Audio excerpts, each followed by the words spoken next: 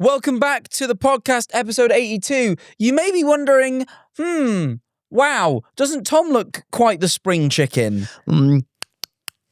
Oh, It's a baby chick noise. They go cheap.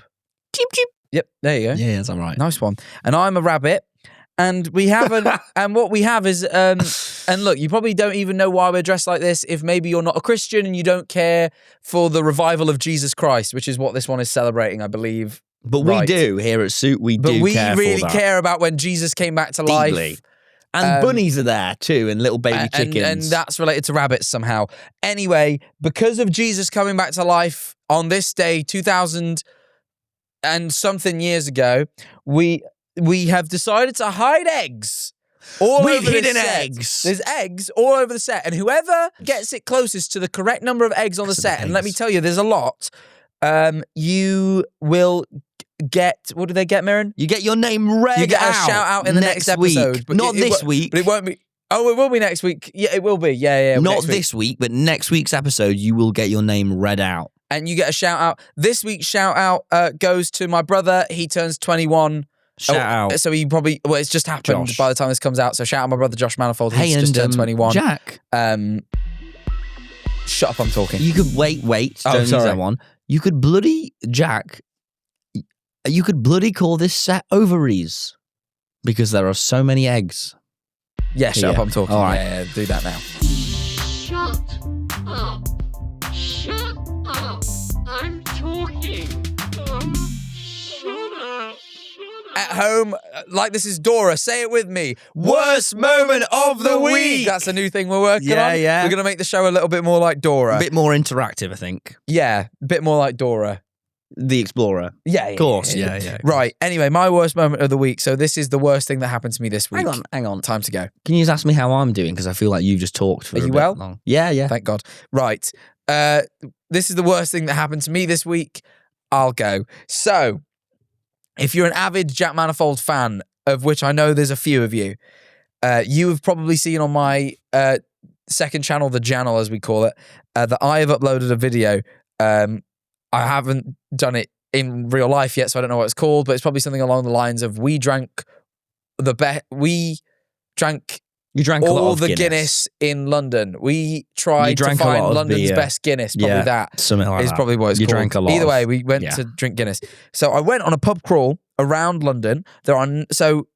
Just for context, in the UK, there are 35 pubs that Guinness announced are the best pubs to go get a pint of Guinness.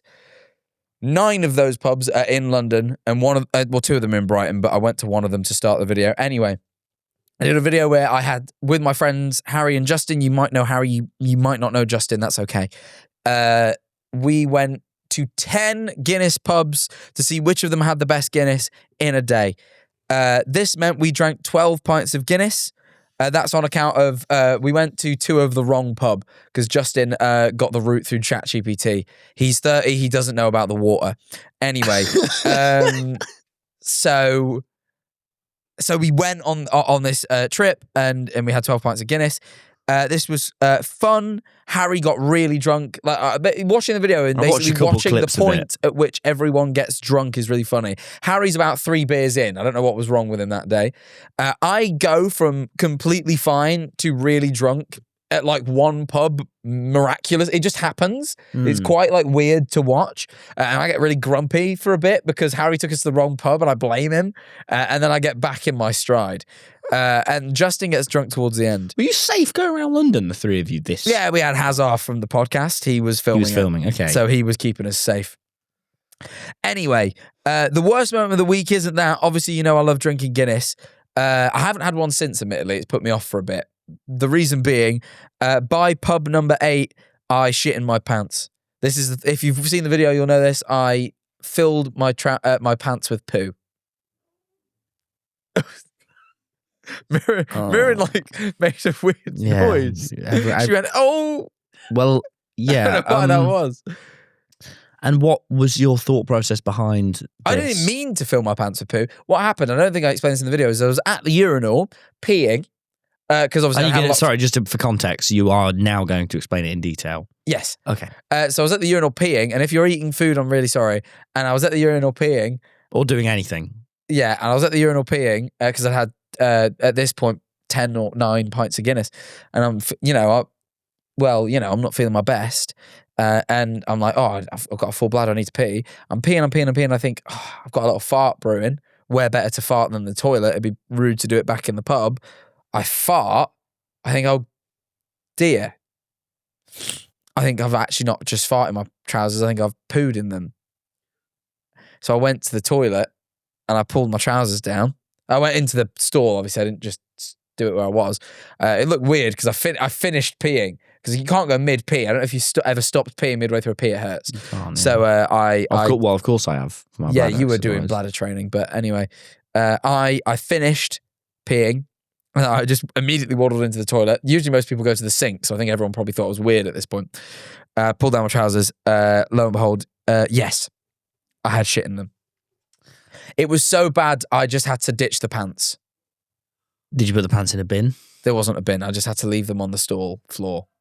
I might be banned from this pub now because... How nice of a pub was it? It was by far the night. They had a Michelin star restaurant upstairs. So you went to a fancy pub and left shit covered. I wiped the underwear. Was that enough? It wasn't enough to put them back on, but it probably made them more presentable on the ground. If it wasn't enough to put... What colour was the underwear? They were black. You couldn't see it. They'd been shit in. But you could by the time smell. I was done with them. Yeah, but... you possibly could... I really don't remember. How thorough... Oh, of course, on account of you were bladdered. Yeah. How thoroughly did you wash your hands? Oh, very. And I wiped real good too. So for the rest of the video, I'm just commando. I'm free-cocking it in my trousers. In the jeans? They weren't jeans. They were a lovely sort of slacks. I had slacks This doesn't... It wasn't This my finest good. moment, and I'm really sorry to the pub, and you know which pub you are because in the video, if you see the video, you know which pub you are because you found shitty underwear on your floor. Also, because if you watch the video, you're gonna see that it was at your pub. Please don't ban me. It was really nice, and I want to go to the Michelin star restaurant upstairs. And I'm really, really sorry. It was a genuine accident. I have irritable bowel syndrome. It's a disease. It is a disease. So it's not even my fault. Guinness apparently upsets my stomach. I learned after having 8 of them. I've never had 8 of them then before. 4 more. Yeah, but I never had 8 of them before. Did you think before filming this video or halfway through, maybe this isn't going to be healthy for me? Well, no, I thought afterwards on account of I was a little bit ill the week leading up to the video. I'd went boxing and my muscles ached and I was like, God, shit. Yeah. I didn't feel too good. And then I was like, all right, by Friday, I was like, I'm feeling all right. I'm going to go ahead with the video, do the video. Drinking 12 pints of Guinness and shitting yourself, turns out what it does is it ruins your immune system. So if you were a little bit ill, by the next day, you're really, really ill. So I was then for the next week, shockingly ill. I got on a meeting. Last week, we didn't film a podcast, but we did have a meeting. I got on the meeting from my sofa. My cleaner was in. My cleaner came to clean my house. I had to ask her to fetch I was sat on the sofa. I was so ill. I was like, can you please fetch my laptop? I need to have a meeting. You asked Jack. She can get up off the sofa. You weren't that ill. I was that ill. No, you weren't. The cleaner had to go get the laptop. She didn't have to go get the laptop. Well, she did. She was very kind about it. So I went, can you please get my laptop? She went, yep. How did you ask her? I said, I'll be the cleaner. I'm not going to say her name. Hiya. I'm sorry, I'm really ill. Can you get my laptop? It's upstairs. Jack, you have to go get your own laptop. This is not she the doesn't right mind. way. She's really helpful. Anyway, she got my laptop and then I sat and everyone who was in the meeting, well, no, you wouldn't know. You don't go to the meetings. I was in Copenhagen. I was having a week off. I was ill. I was dying. I needed a holiday. I was sat there on the meeting like this. Well, it wouldn't even help if I was there. I was just watching, and occasionally they asked me something, and I go, that seems fine. I just didn't have anything to give. It was horrible. I was ill, genuinely. The whole last week, I'm still a bit ill now because I drank 12 pints of Guinness and shit myself. That's awful. This isn't even a bad moment. This is just this is the most harrowing moment. That's my worst moment, but trust me, there's more bad moments to come. I have more. It's been a bad week. I've had a terrible week. I've done nothing but sit on my sofa and watch movies, and somehow it's gone bad. So you can imagine we've got quite the podcast. I'll tell you ahead of about us. my worst moment. My worst moment was worst. All right. It was worst. Yeah. Not even the worst. Right, Jack. Yep. I had a beautiful day. I'd had an amazing day hanging out with Tubbo, Bill, Freddie, and more. We'd had a great, great day. Why are you scowling? This is my bit. They've burnt my fucking bean. What bean? What do you mean they've burnt your bean? What are you on about? Burnt a fucking bean. I told him not to have it higher than 95. What bean are you on about? Doesn't matter, carry on. This is not fair because this is my time to shine. Yeah, you shine now. I'm trying to shine. I'm trying to shine. It's like that joke they had like a delay. Like I responded and then laughed. I was like, actually, that was quite good. I'm trying to shine. Yeah, shine then. Thank you. I will. Right. It's my time. Right. I had a beautiful day, Jack. Yeah. I drove out to Seven Sisters, had an amazing walk along. I did my first long drive, 50 minutes there, 50 minutes back. I had my friends Bill, Toby, Freddie, and more in the car. We had a beautiful day, right? Yeah. And then we come back and we think, you know what? We're going to go see Hoppers. Great movie. We go to see Hoppers. We Watched it release day. We personally. stopped by the Aldi. I'm a man of great humility. All right. We pop by mine. Bill makes me dinner while I go shower at the neighbours. I think I'm living a life of luxury. You still showering at the neighbours? Yeah, my shower's not worked for a while. I shower at the neighbours every day. Are they cool with this? And then we go to see Hoppers. We think it's been such a good day. Bill, he goes, look, my friend, I'm here. It's a special occasion. We've had an amazing day. It's nearly the weekend. Why don't we go to that Bill Zone? I think, you know what? God damn it, Jack. If I haven't been a good boy and earned this, I think, yeah, I'll go to the Bill Zone. And I don't go very deep into the great hedges of Mother Nature, or how I was going to say it. The leafy paradise of my own mind. We've caught your drift. You know, all right? And I caught a drift high. Yeah, up. We're on it. Yeah. What's my phone number? Bloody 420, Jack. Bloody 420 is my favourite. Yep. Anyway, so, and let's just say, Jack, I maybe take a couple more steps, quite a bit deeper into the Bill Zone than I wanted to get. Because I was out of my mind now. I was off my face. And I literally had hardly anything. I'm the biggest lightweight when it comes to all forms of anything. Yeah. So anyway, we get to the Odeon. I realise, I'm in a different way. We order the tickets to go see Hoppers. I struggle through this human discussing with the person trying to get my pick and mix. Yeah. I really struggle. I have to concentrate with all my might. I get my... Please! I'm ill. Oh, yeah, fair. You did give me context for that. I get my cup. I fill it up all the way. Me and Bill are stood there slowly filling up the cup. Then we try to go through and the lady goes, what are you doing? Bill has kept the grabbers in his hand. He's trying to go to the cinema with the grabbers. He goes, oh yeah. And he hands them back the grabbers. We go in. I'm very excited to see Hoppers. You know, I'm feeling a little funny, but you know, I'm ready. You know, I'm ready to detense, truly enjoy a good movie. I've heard great things. It's great. I've heard amazing things. I'm ready. We go in. It's pretty much an empty cinema. We are D 13, 14, 15, and 16 is our seats. Freddie and Danny go in first. This is important, down the aisle. Now, put you in my shoes now. We've gone to this room and it's pitch black all of a sudden. All my senses have gone and I'm deeply overwhelmed as well because I'm feeling everything incredibly deeply. And you know, I already feel things very deeply. So we go in. I have to kind of squeeze past Freddie because I'm in D15 and 16. I get there and there's a man in D16. And I look and I can't program quite what's happening in my head because he's in my chair. Right. So I look and he's in D16. But obviously I've had to squeeze past Freddie, so we're all kind of squeezed in this narrow row. So I go, oh, Freddie, he's in my seat.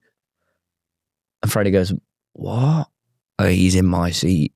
Freddie goes, oh, let's all move down one then. And we all slowly move down one. I look at him and he goes, is everything all right? And I go, you're in my seat. And he goes, oh, sorry, mate. And he gets up and moves one row over. This is one. Nothing really happens. Row behind me, there's a woman about 40 years old, 45. Hadn't noticed her before. Sat with a man. She looks at me and goes, twat. I said, what? She goes, you're a twat. I go, what? She goes, this whole empty cinema and you've just made him move seats. you're a twat, aggressively. I go,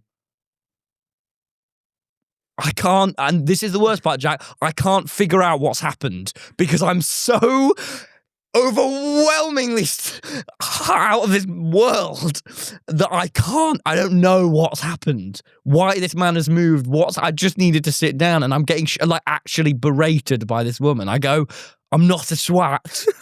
I'm sorry. She goes, what? I go, I'm so sorry. I don't know what's happening. She goes, well, I go, I don't know what's happening. And I'm sorry to you. And I'm sorry to him. And she goes, it's fine. You're just a twat in my books. I go, I'm not a twat. I don't know what's gone on. And I sit down, and let me tell you, Jack, I genuinely feel like I've just watched my family die.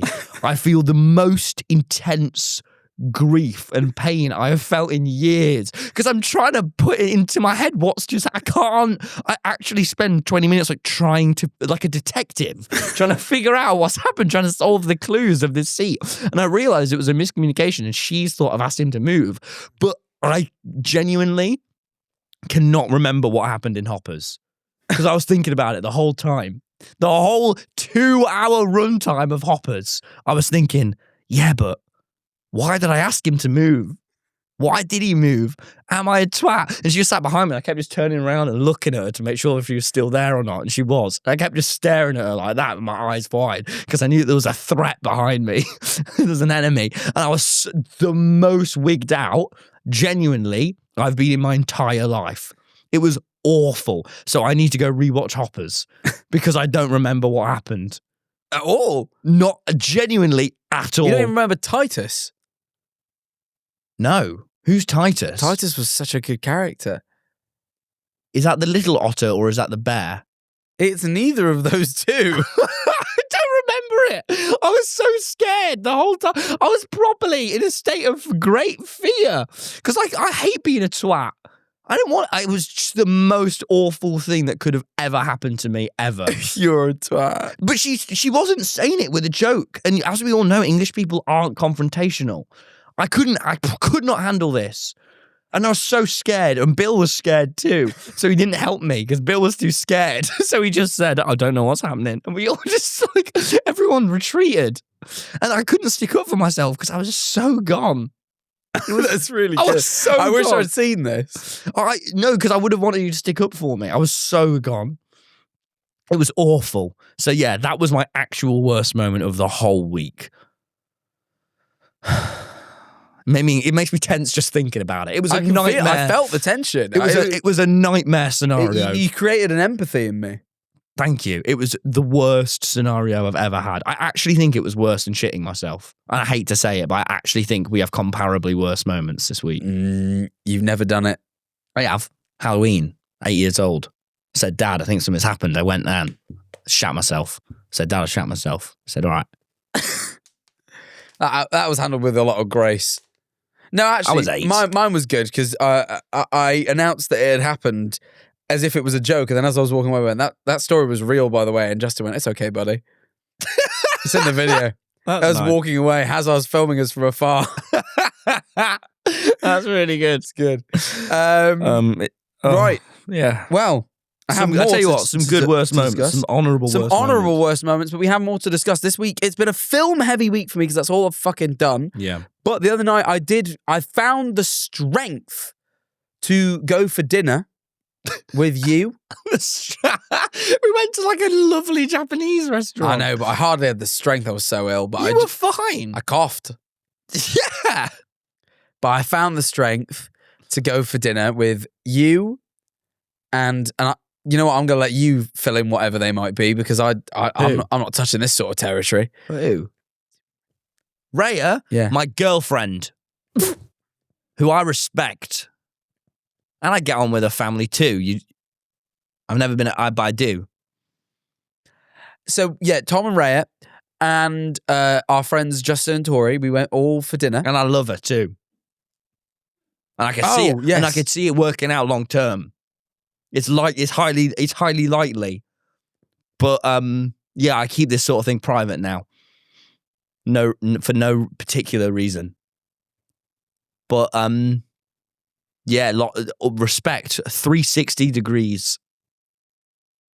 So we all went for dinner, and at the dinner we again, I'd not done much, so I said I watched La La Land for the first. I watched La La Land for the first time. Oh. La La Land, people have been saying for many years, La La Land's great. I couldn't. Make you cry. Make you cry. But this is the thing. That's what everyone told me. They said it'll make you cry. It has such a sad ending. I watched La La Land. I didn't think that shit was sad at all. I didn't think it was sad in the slightest. And that's what I said to everyone. I said it was a great movie. I really did enjoy it. I don't think it was sad the way people say. How could you not find La La Land sad? It's about the lost loves of our time. The thing is, and I said this, who agreed with me? Your girlfriend. She thought it was she agreed with me. It wasn't sad. It was deeply sad. It wasn't. Even your own girlfriend thinks this. You said that it was for 3 minutes that you were sad. No, I'll say what I said. You said you had a pragmatic approach. No, I didn't. You would not be sad. I said if you were them. Yes, well, that's true. This is terrible. It's about the lost loves of our time. They weren't in love, really. What? That movie made it... Yes, they were. The movie made it very clear that they didn't really love each other, and I'll tell you one reason why. One reason. At the side, they both were. Let me tell you, La La Land quick synopsis. They live in LA. This is the land of dreamers. They both have a dream. One wants to be an actress. One wants to open his own jazz club. But he's a broke musician, and she's not shit at acting or something. Anyway, no, she's not. The whole point is she's not. No, I know shit she at gets acting. good at it at the end, but she's good the whole time. She just doesn't get her break. I know. I'm just summarizing. Anyway. Anyway, he gets into a band that's good and he starts touring and they realize they don't have much time for each other and they get in a little fight and it's kind of sad. And then they break up because on account of he doesn't come to her first opening night of her play because he's gotten too swallowed up in his dream. And then he goes back to their house that she's moved out of at this point and she gets a call back for a role and he goes and finds her at her parents' house and says, oh my God, you got this role and I'm going to make sure you get it. And, it's a sign of love that he sort of like, despite all of it, he comes and he shows up and he helps her get achieve her dream. He drives her there, doesn't he? He drives her there and he waits in the waiting room. And, it's really clear that he does care about her. And I think that's very true. But this is the thing. It comes to the scene right afterwards where he goes, you're going to make your dream come true. And I'm going to live my dream. And she's like, what happens between us? And he goes, seems like too much work to make it work. No, he doesn't. We're going to call it off. No. And that's what he does. They make, what kills me about the movie is everyone's like, so sad. Tragically, these lovers were torn apart by their dreams. They chose to be. They made zero effort for each other. They could have, the movie would have been so different if they made even a little bit of it. I would have cared about their relationship if they had made one bit of effort. You have no heart. They make so much effort. You have no heart. Name the effort they make. You can't see the effort, Jack. It's in here. Tom, it's in here. Tom, if you cannot tell me the bit of effort they made, it's because it doesn't exist. They did not exist. Where's the effort? Tell me. He goes to her house. He drives all the way there and all the way back. He helps her to achieve her dream. They do not make an effort to compromise on their dreams for each other. Working for ages, and it's not working. Tom, it is very clear throughout that film that their dreams. Okay. It is very clear. But then the flash forward scene where it's an imaginary flash forward. Let me finish this Did this point. not make your heart split? What you do is you cut me off before I finish my point, so your point sounds more reasonable. Thank you. Well, this is what happens. They both choose their individual dream over each other because the dreams matter more to them than each other. And I think they do care about each other and there was love there, but it's clear that they're not like destined to be together because if they were, they'd compromise a little bit. You're telling me if you found the love of your life, the person that you knew made your heart whole, you'd choose a jazz club over them. Get a fucking grip. I'm sorry, he made no effort whatsoever. At least she went on to become a Hollywood actress. I mean, that makes a little more sense. But fuck me, I'm sorry. Hey, jazz is good. And then jazz is great, but fucking listen to it on a vinyl player with your wife who's famous. Get a grip. Anyway, At the end of the film, this really sad bit everyone talks about is, they move on and it says 5 years later and she's become a big actress and he opens his club and she's got a new partner and a child and he's alone still and one day, just by happenstance, she ends up in his club and he's named it what she told him to name it, and then he sees her there and he plays their song and they look at each other. And they look at each other and there's this, they have this like, in her head, she like imagines what their life together could have been and having the kid with him and living this life. This is the problem, Tom. Makes me weep, Jack. It breaks my heart for all the lost loves of our time. It's sad, but the problem is, it just never would have went that way. It never would have went that way. There is no world in which he could have his club and she could be an actress. The whole point is that their dreams are incompatible. She is living in a fantasy for those 2 minutes. And guess what? It's okay. The movie even says this. They look at each other and they smile and they're like, well, it worked out all right in the end and they part ways. And it's bittersweet, but it's mostly sweet. They got their dreams and they found love and it's okay and they had that moment together and that's nice, but they fulfilled their purpose for each other, which was helping each other achieve their dreams. They weren't meant to be together. It was never going to work. The movie went the way it was supposed to. It's not sad or tragic. It's fine. I'm sorry. It was just like, that is the way those people had a purpose in each other's lives. It was to help them achieve their dreams, which were clearly more important to each of them than the people themselves. They are not tragically separated lovers. They're not. They didn't make a single effort with each other, either of them. What about when he drove her to the audition? That was making an effort for her dreams. So then he could say, I did my bit and leave. It was him feeling guilty that he'd gotten his dream and she hadn't and fulfilling that for her. I just don't. They're not. Anyone who thinks that those two people were meant to be together has never been in love. You're telling me you would pick a jazz club over this woman? Ridiculous. If I loved so strongly, I'd never pick nothing over them. If they were supposed to be the love of my life, damn it. But yet, they picked fucking jazz. Anyway, I thought La La Land was a great movie. I gave it a 4 stars out of 5, maybe even a 4.5. But I didn't think it was that sad. Wow. I thought I saw that flash forward and went, oh yeah, no, if it went like that would have been nice. Shame that never could have happened. I sometimes question your absence of a heart. Your girlfriend agreed with me wholeheartedly. It was only me and her that agreed. Everyone else at the table thought we were crazy. I think you are crazy. But even she compromised more than you did. She understood where we were coming from. You don't even I understand it. I just think you misunderstand love. I think this will haunt you in later years. What? I think heartbreak's coming your way if you think that's what love is. No, I have nothing but respect. And hang on, no, because everyone thinks that La La Land's sad. So you think everyone but you? I think most people love. don't get love, yeah. But you think you get love? Yep. Shall we stop You saw now? some disturbing statues in a museum. Please. You are okay. That's the next I'll topic move on the shall list. I? All right. No, because of course you get love. Yep. Disturbing statues in a museum. So I went to Copenhagen. And I'm going to talk some more about that. But basically, Jack, for me, this episode is just going to be worst moment after worst moment after worst moment. Believe me, this week had lows, and you're yawning as soon as I've began to talk. This is rude. It's on account of I'm bored. No, it's because I'm tired. Sorry, I thought I'd do a little horrible joke. No, it's because I'm tired. I didn't get quite enough. I cocked up my sleep schedule because I've been so ill. I've been staying up late and watching movies. But this morning I did it last night as well to watch SNL. I thought I'd watch SNL UK because I thought it'd be research. Can I talk for 1 minute in this podcast, Jack? I don't know if you know this. Yeah, in a minute. I thought it. Because I figured you would speak about SNL UK on this episode. I will later on. I'd like to talk about one of my stories. So I thought I had to stay up late last night and watch it, but to make sure I understood what you were talking about. But that meant I went to bed late and now I'm tired, and that's why I yawned and not because I'm bored. So sorry, I even did it. Right.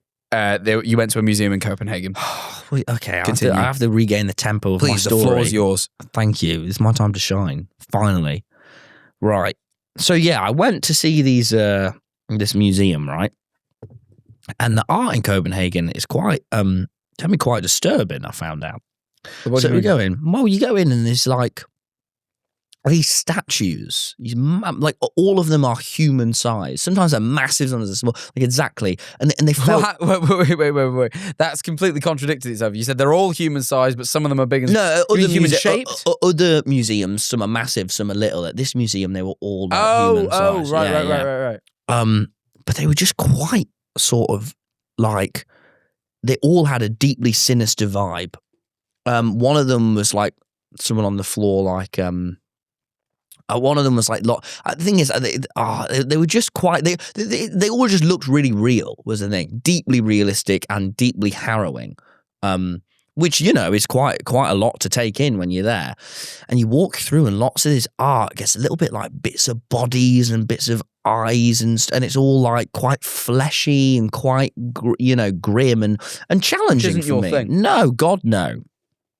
But I thought this has been challenging and I was on edge, but it's probably going to be fine. Mm. But then, and I don't mean this lightly, I saw the worst thing any human's ever made.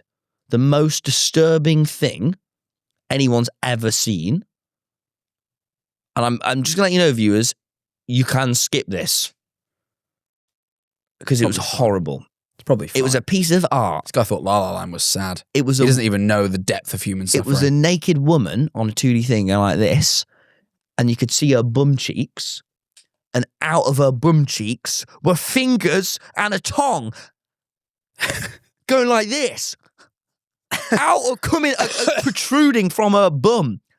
And next to it was a face with fingers with eyes. And it might not sound actually like the most disturbing thing, but it was the most horrifying thing I could ever imagine. And I couldn't imagine it, and I saw it. It was beyond my imagination, Jack. It was, like that. Oh, yeah, but exploding out of an arsehole. You can imagine. This sent me into a... So I started, like, running around this museum freaking out. I was like, honest to God. I was just so upset. And then I obviously got really scared. So I had both my hands, like, trying to keep it all in to make sure there was no creature in me. Yeah. And I was just naturally even thinking about it.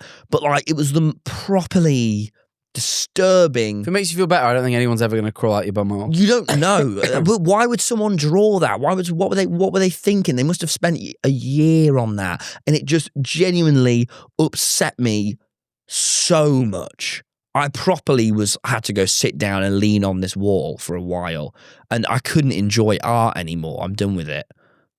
It's ruined art. Why? I am trying to analyse this piece. I think it's analyse. It's nice much more disturbing than you. There was and the fingers were like coming out. Oh, I'm not even going to describe it because it will upset our viewers far too much, and you, and everyone, and the world, and God. I just don't think you even know the depth of things, bad things, because there's way worse things. There's not. I've actually never seen something as bad as that. There's this video I want you to watch when you get home. It involves these two girls in a receptacle, but I won't get into it.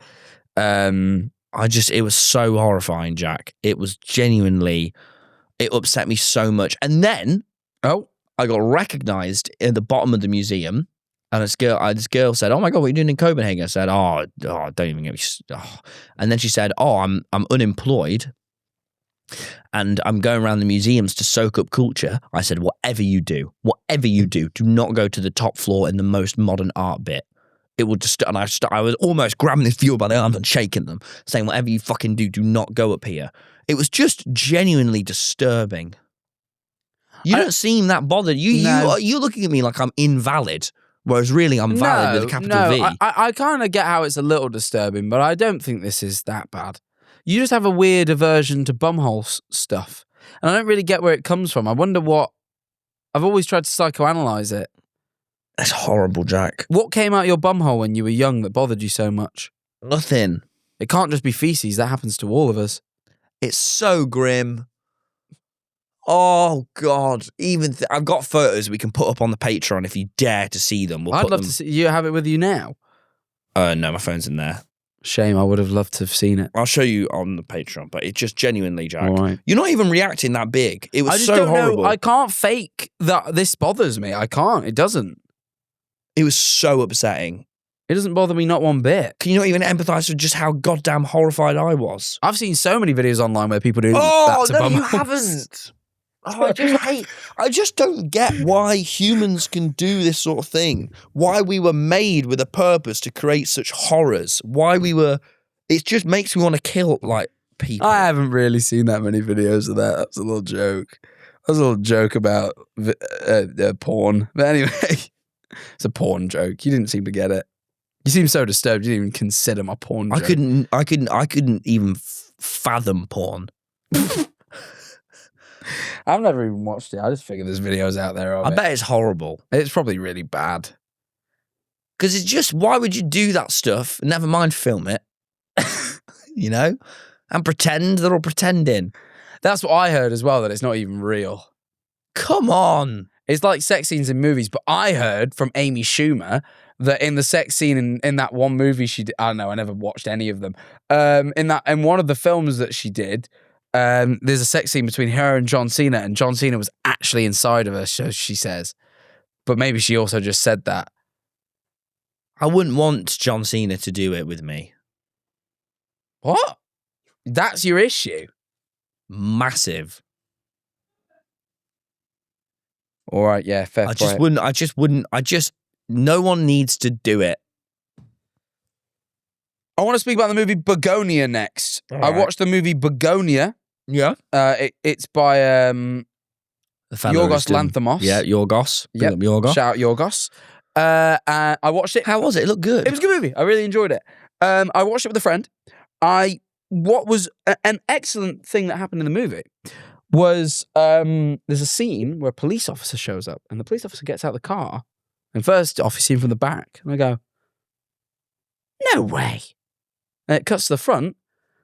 The police officer is played by Stavros Halkias, who is a guy that I know. Not You very know well. Stavros? Not very well. How do you know Stavros Halkias? We were on a Love or Host together. Back in the day. Stavros Halkias, the comedian? Yeah. He was on Love or Host? Yeah. What? Me and him. What? And we Does he do Twitch? I don't know if he does anymore, but he was on a Love or Host back in the day. He was friends with Austin Show, apparently. I don't know. I don't know the ins and outs. But anyway. What? We're- Really? we're- He's we're- like a comedian I like. I know. We're mutuals on Twitter. But, so he's the reason I know Joe Perro. That was the link. Oh my God. That's how we got in touch. But anyway, he shows up on screen, and I'm like, oh. And I'm thinking, oh, I'm gonna get a little bit of clout in the room. I go, I know that guy. He's not very well, but we're mutuals. I give the whole spiel. I go, oh, I know that guy. That's really cool. That's cool to see him in the movie. I'm cool. In the room, I'm cool. I know the guy in the movie. His character in the movie then goes on to, or at least it implies that he molested the main character when he was a kid. Lost a lot of cred after that. It's not cool when you know the pedo from the movie. that it gets less cool. It was cool when I knew the guy from the movie. Less cool once I knew the pedo from the movie. I think, again, allegedly, I'm not sure if his character definitely was a pedo. I got the vibe he was a pedo. Or at least a molester. I don't really. But yeah, it definitely, everyone in the room then goes, that's your mate. The guy from the movie who's like, oh, sorry, I did all that stuff when you were a kid. It's weird. It was unsettling. His character was unsettling. He just keeps being like, hey, dude, are you all good? I'm sorry I wasn't the best babysitter. And you keep going, oh, okay, man. And you keep thinking, that's weird. Why does he keep saying, I'm sorry I wasn't the best babysitter? Maybe he was kind of shit or something. And he's like, yeah, I don't even know why I did all that stuff. Probably I don't even know why I did that. I didn't do it to no one else. This is awful. It was really weird. And then everyone in the room goes, that's your mate, yeah? And you go, oh, no. Well, yeah, but it's acting. He didn't really do all that stuff. So thanks, Stavros, if you see this. Hi, mate. Remember me for Love or Host a while ago? Probably not. That wasn't cool what you did in that film. You made me look weird in front of all my friends. If you could please be in another film where you do cooler stuff and let me know which one so I can put that on and brag, that'd be nice. Cheers, mate. Thanks.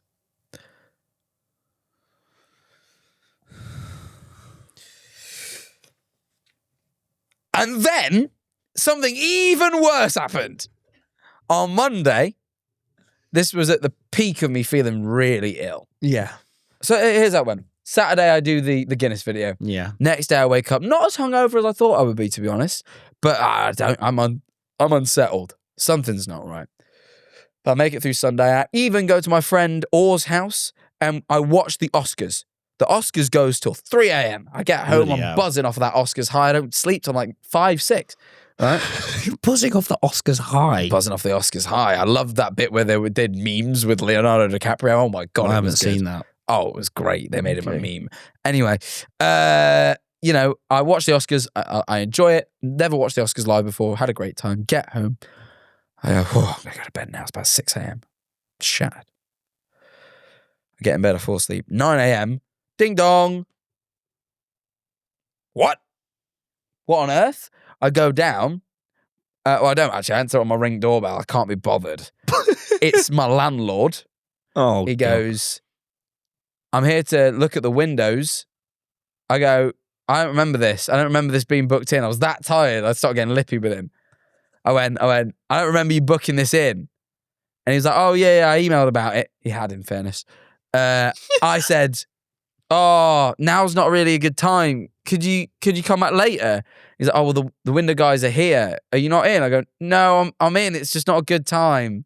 He goes, well, they're here. And I go, all right, then give me 10 minutes. I'm still in bed. Oh, Jack, have some class. Just put on your gym jams. No. You don't know how much this guy just shows up. These windows, you remember how they replaced all my windows? Yeah. They've kept coming back and fiddling with them like once a week for the past 2 months. I'm so sick of them coming to fiddle with my house. So I was a bit like annoyed. Sorry, all of the fur off this yellow hat just started going everywhere and loads of it's ended up in my mouth. I do not know how.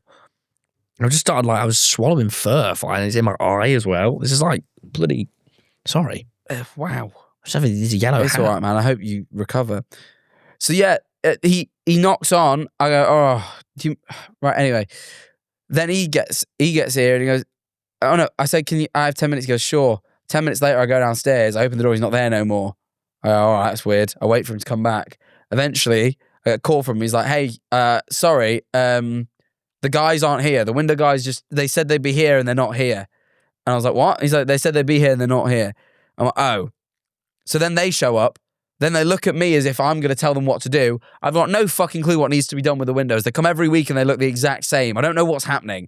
No one ever tells me what's going on with the house. So they look at me as if they need to know what to do. So I call the landlord. I go, they're here now. I don't know what the fuck they're doing. They're looking at me for instructions. I don't know what's happening. Can you talk to them?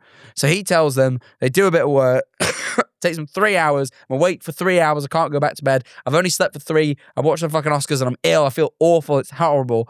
And then eventually they leave and I still don't know what they fucking did. And then at the end, the guy grabs me as if to show me the work he's done. He goes, look, it's all finished. And it looks the exact fucking same as it did when he got there. And I go, mate, I'll be honest. And he's like, he wants to show me every floor. And I'm so done and so tired and so ill. I go, mate, I'll be honest. I have no clue what you've just done. You don't, I'm not going to know.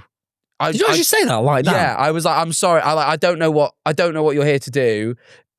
If you show me, I'm not going to know what I'm looking for. You would change your manners, though, of course. No. Maketh man. Oh, Jack. No, they don't come to my house when I want to be in bed. Jack, no, you have to have manners. Don't ever be in my house when I want to be in bed. Jack, you have to have manners. Not if you show up to my house when I don't want you People there. watching this might judge you. Judge the people that showed up to my house when I didn't want them there. But that's Anyway. not their fault. It is. They accepted the job. You shouldn't do that. I don't like marshmallows, I learnt today, by the way. I ate one. It wasn't good.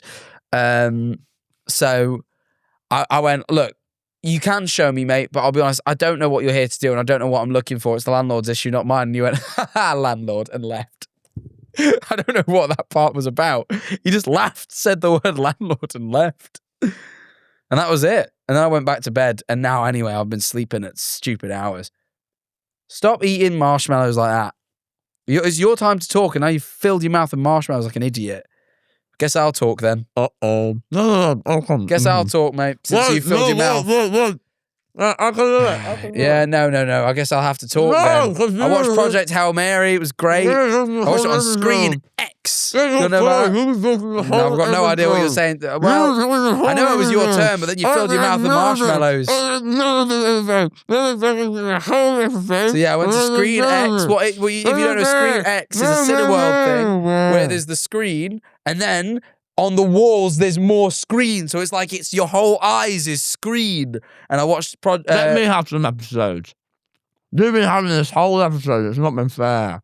You were talking way more than I've been talking, and you know you have. Well, you need to. You know you have been talking more than I've been talking. Yeah, but it's true. You But know it's not fair. you need to finish eating because it's gross that you're talking It's about. not that gross. It's grosser than when I talked about poo, when you talked about that lady coming out of a bum. It's nowhere near as gross as either of that. Also, I've ate too many marshmallows for before 2 p.m. It's only 12:15. We were only supposed to start filming at 12. We're well ahead of schedule. Hey. Let me do some talking now. And I might even skip over one of your topics so I can talk more topics, because it's not fair at all. We've been getting way more topics than I have been getting. It's because I'm interesting. I'm interested too, Jack. I'm interested too. All right? You just Sometimes I say things just to get a reaction. You have a better way of pulling out your stories than I do. Mine are quicker and more anecdotal. It makes writing stand up hard, I've realised. Right. Jack, I had to drive to Heathrow. Yes. You have been off form today, young man. You've been a rude man to contractors and to me. Yeah, but the contractors were so annoying. Anyway, carry on. Thank you for just saying them. Right. I drove to Heathrow, right? I had to drive. I don't know if you've ever done this. Dropping someone off at the busiest airport ever. It's the busiest airport ever, that's true. It is bloody hard. I've never done it. I've never dropped anyone off at Heathrow. I had to go pick someone up at Heathrow, right? You can say who it was. No. I keep that thing private now. I had to go pick up a mystery someone from the airport. Oh my God. You get to Heathrow Airport. They've got this new prank that they're doing when you get there, where they have a huge billboard of Mona Lisa's art, or some eyes from an art museum. Huge billboard. Probably about 20 meters in width and 10 turbos in height, right? And it's genuinely, it's just eyes like that. So you drive into Heathrow and then they give you the don't crash challenge, because, right, it's 5 lanes merge. There's some massive eyes staring at you and you obviously stare at the eyes. So obviously I nearly crashed there. I was very scared, but I didn't then crash. Then you get into Heathrow. There's all these different turns you have to do to get into the right bit. Oh, if you go into Terminal 3, go into this lane. Go into Terminal 2, to this lane. It's a nightmare. You can never know which lane goes where. Anyway, I think I'm the boss. I ignore the maps. I even ignore the signs on the bloody road.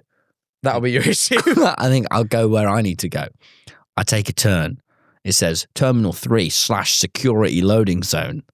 I think, yeah, I bet I can go down there. This was my great regret. I end up in the security loading zone of Heathrow Airport. People in orange high-vis are staring at me with quite an angry stare. Obviously, I'm in the Cupra. I can't navigate it very well. I'm in the security loading zone. There's lots of big trucks coming in and my little Cupra, and I'm in there thinking, this isn't good. This doesn't look like Terminal 3. So I try and reverse out. Obviously, as you know, I can't. So what do you mean, as I know? As you know, I'm not the best skilled navigator when it comes to going backwards. I can only really go forwards and I can't park. So I'm like, oh, fuck, this is pretty bad. I kind of weave my way out and then I have to go around the whole airport again. It's like a bloody Mario Kart circuit. All right, I'm doing laps. So then I go around but in the end, I do get there. You have to go all the way up. I go to the top floor of this car park. I try and park. But then there's too much pressure because there's a person behind me and I can't park under pressure. It's one of my few things. I can't do nothing under pressure in a car. So I can't park. So I just have to keep going round and round and round and round and round. And then I do park. And then that's the end of that story.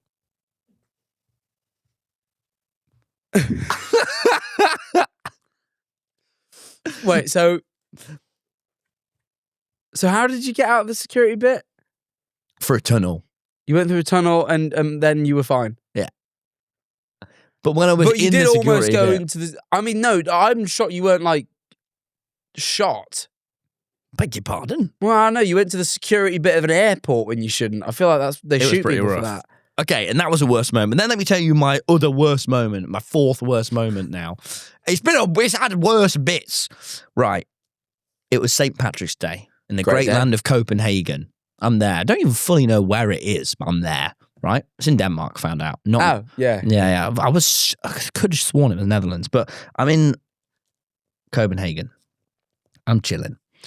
We go on to a couple of bars for St. Patrick's Day, but we end up with my friend and a couple of her mates as well in this big area in this bar, this Irish bar. And it's bloody St. Patrick's Day, Jack, in an Irish bar. we get there and there's this guy and he's doing some tunes. He's trying to corral people onto the dance floor. I can see he's struggling. I know a performer struggling when I've seen one as a performer, of which I am one. So I say, you know what, guys? God damn it, let's get down onto the dance floor and let's boogie. Let's boogie the goddamn night away because he needs this. So I corral some ladies onto the dance floor, who I'm with, by the way. It's not a weird corral. I corral us on there. And and it's going good, Jack, and we're dancing and it's going nice, but there's a couple other people start flocking onto the dance floor. I think, God damn it, I'm good at this. I am the goddamn life of the goddamn party, Jack, is what I think. Mainly the singer, actually. But then this man comes onto the dance floor. This man, he's an older man. I would place him in his 60s. He does not speak a lick of English. He does not speak. Given it's Denmark, that's okay. He doesn't speak either. He's never quite mind. he's quite a little man. It's interesting now. And he's boogieing. And then he kind of comes over and he starts doing this new dance move I've never seen. The punch move, where he gets his arms and he goes. He just punches out in front of him. Yeah, which is kind of fine. Unless you get in his way. Because he's not pulling those punches, Jack. So he kind of got behind me and just started coming over like a bloody, like one of them robots on, what's that robot show where they all fight? Isn't that a thing you did? No. I swear you were a fighting robot the other week. Oh, that was a different robot show where they all fight. The one where they build robots that fight that your teacher was on, I'm sure. What? Robot Wars. I didn't have a teacher on Robot Wars. What the fuck are you talking about, a teacher on Robot Wars? Pretty sure you did. I remember you saying that. Anyway. When has my teacher been on Robot Wars? Also, when did the robots in Robot Wars punch? Are you thinking about the movie Real Steel? Are you thinking about Hugh Jackman? I've never thought, what's real steel? Anyway, he's doing this punch move. What like the the fuck are you robots in talking Robot about? Wars, right? I'm like, oh, gee. He punches me back. I go, what are you doing? I go, whoa. I'm drunk, so I'm a bit like, I'm having fun. I'm too bothered that this man's punched me, but he didn't pull it. I go, what are you doing? And he doesn't look at me. And he just starts going, like from a distance, and just air slapping at me. And I go, why are you air slapping me for? I say, why? Stop air slapping me.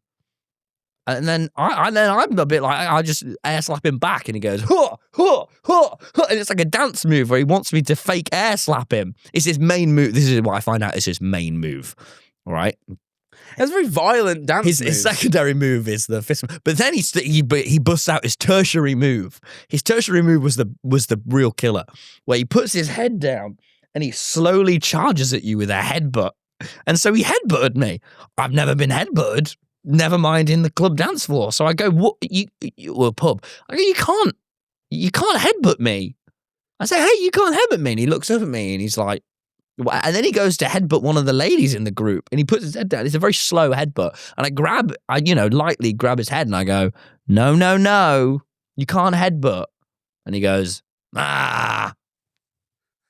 And it's pretty unusual. I'd say it's highly unusual. I don't know anyone who's all of their dance moves are fighting deeply moves. physical. And then, it's St. Patrick's Day, maybe you can get on the tables in an Irish bar to dance. It's packed Irish bar, a couple, it's like 100 people in there. He gets on the table and just kind of does that, but like way earlier than, like he's the first on the table by about 30 minutes. I said this to you, you told me this story, I said this to you the first time, I'll say it again. Someone has to be the first on the table. But it was like 10 p.m. It wasn't that point in the night. But he's on the table, and then people start getting up on the table, and it's pretty exciting. Well, and then it was time, wasn't it? So really, he was a hero. But then in the end, I get up on the table with him. But he always wants girls to get up on the table with him. He always prioritizes girls. Classic drunk guy in a pub. Yeah, but I get up on the table. I'm no girl, but I say, you know what? I bet I can fulfill what he wants from the dance, and we do the fake stuff. And it was great. But he did punch. And I thought, and it wasn't too hard, but it wasn't too light either, Jack. And I'm just going to say something crazy. I'm going to say something, and you know what? God damn it, you can quote me on it. You can clip it and quote it. I don't think you should go up and punch girls on the dance floor. I think that's really bad. Do you not agree? Yeah. Sorry, yeah, I do.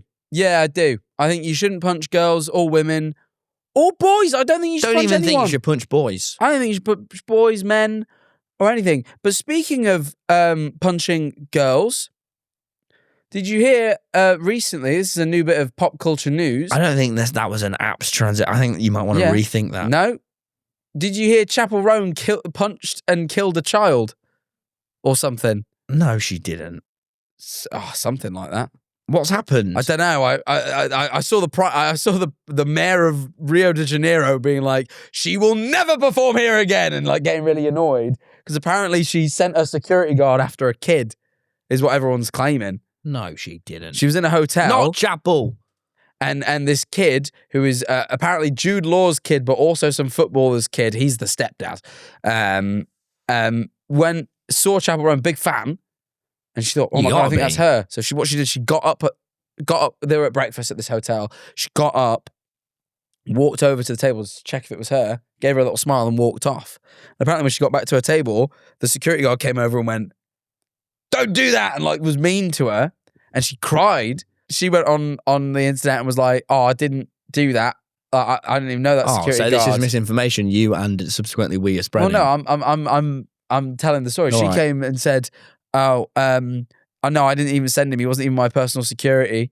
I don't think he should have done that." That's good. But then the mum of the child, I even watched her video, but apparently she says something that's different.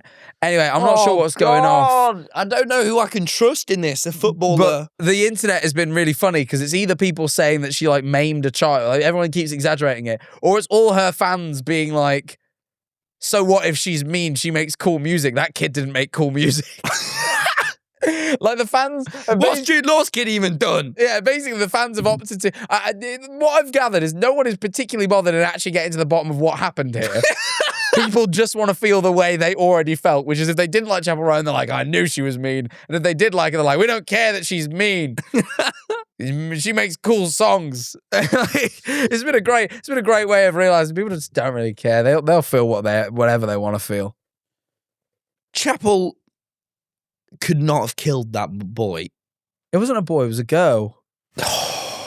She wouldn't have done that at least not on purpose. And if she did, she's innocent. Then I kept seeing this video of her sending a bodyguard to execute a fan. Again, I'm exaggerating here, but there's a video where someone is clearly filming her and she just nudges the bodyguard and goes and points at the camera, and then the bodyguard starts charging over. Is it a real video? He isn't charging. I'm exaggerating it a bit, but roughly speaking. But look, guys, usually at this stage, when I've finished telling the story about Chappell Roan, which I do every episode apparently. No, but Chappell Roan was in our second or maybe third episode. Anyway. Yeah, because it was a title, Chappell Roan, like, what was it, Divorce and Rock and Roll or something? Something like that. Anyway. That was usually nice, we just move on, we'd look at the worm, we'd look at our worm, and we'd say, our lovely worm. But not this week. No, it's Easter, goddammit. We have your Easter stories that you sent in on the Patreon, and we're going to be reading lots of them over there. But to give you a little tease, I'm teasing you. I'm going to read some of them now. Okay. Luma says, every year their family hides one egg that has a bug in it. That's all right, weird. Luma. That is unusual. Most of them are quite long, but that one was short, and I thought it was interesting.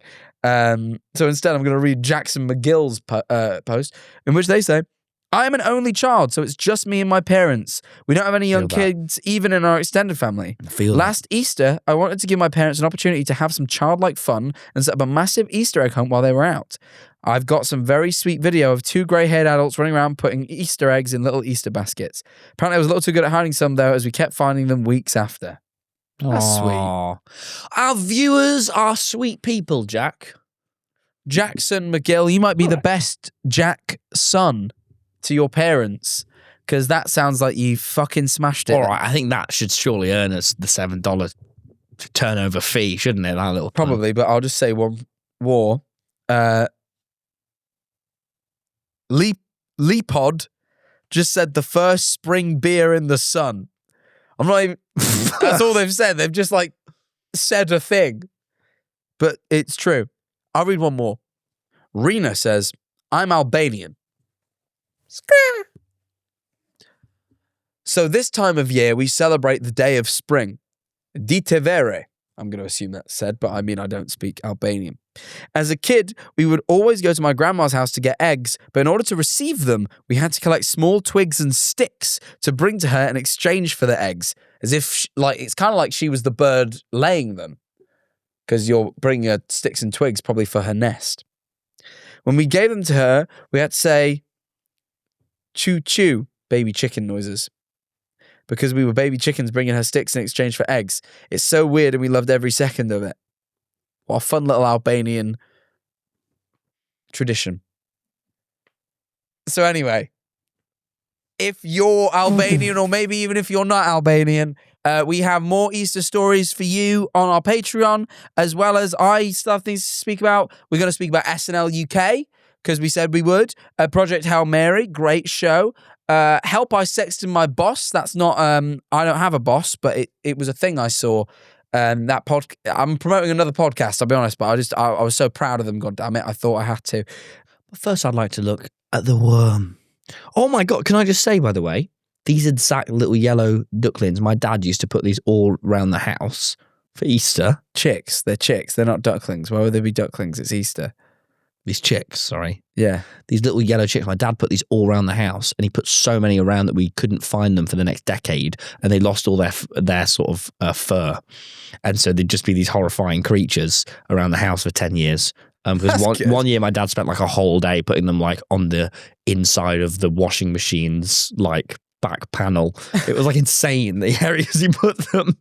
But wow, here they are. I've just not seen this exact. I had a friend who did that exact same thing, but with like baby shower babies. You know, the little baby, the plastic little babies. Oh, yeah. He just hid them around his friend's house, and still to this day he finds babies sometimes. Worms. How are the worms though? One worm's here doing classic. Oh, there's a big one at the back. You're completely missing the big one at the back. Oh wow, there's a load on this side as well. Yeah, worms are doing great. But oh, we got a bit of slither down here. May I please? Yeah. Oh yeah, one there. Big fat juicy worm right there. Yeah, I saw him. Yeah, and then this one here and that one. They're getting quite close. It's been a good worm day. It looks like They can maybe mate soon on account of how close they are. Well, we can't film that though. If they do. Right. Well, Right, guys. The more to come on our $7 Patreon. It's only $7, and where you we'll get Jacktivities, you get Tom Talks, and you get more episodes only for $7 on the Patreon. Head on over to our Patreon for a bonus episode. You have sex? No, I don't. You do. You No, can tell I people. don't. No, It's I fine. don't. You can tell people. No, I don't. I've done it. No, you haven't. This is just like a weird bit of TommyInnit lore that you've never spoken about. I'm like, you know how fascinating that is? That you call the guy that made Katamari Uncle Kaita and he slept on your sofa when you were a kid. Sorry. Yeah, that was a short-lived TommyInnit project. Yeah. I didn't watch it because you didn't let me in it and I had spite. I guess you've got to make more thirst traps. Do one now that we can edit for TikTok. Ooh, no, you ruined it. No, never mind. You didn't like it. Do you know what it was? It's because it tickled something. I'll do one.